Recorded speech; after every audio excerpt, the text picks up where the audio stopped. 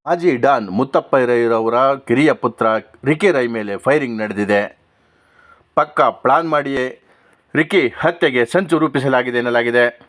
Professional sharp ಶೂಟರ್ನಿಂದಲೇ ಈ attack ನಡೆದಿದೆ.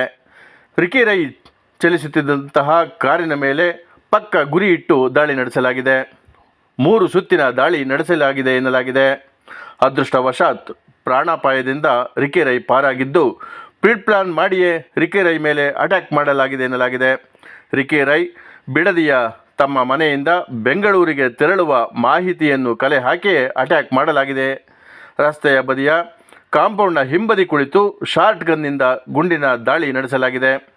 ಬಿಡದಿ ಹೊರವಲಯದ ದೊಡ್ಡ ಮುದುವಾಡಿ ರಸ್ತೆಯಲ್ಲಿರುವಂತಹ ಮುತ್ತಪ್ಪ ರೈರವರ ಮನೆಯಿಂದ ರಿಕಿ ರೈ ಬೆಂಗಳೂರಿಗೆ ತೆರಳುತ್ತಿದ್ದಂಥ ಸಂದರ್ಭದಲ್ಲಿ ಈ ಗುಂಡಿನ ದಾಳಿ ನಡೆದಿದೆ.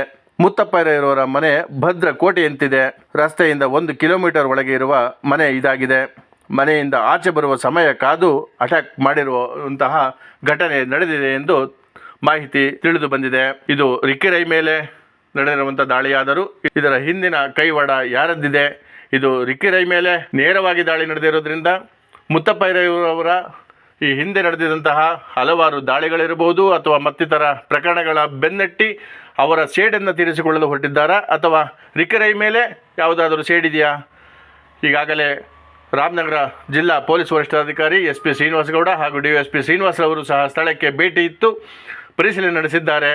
ಪೊಲೀಸರ ಸಂಪೂರ್ಣ ಮಾಹಿತಿಯನ್ನು ತದನಂತರ ತಿಳಿಯಬೇಕಾಗಿದೆ.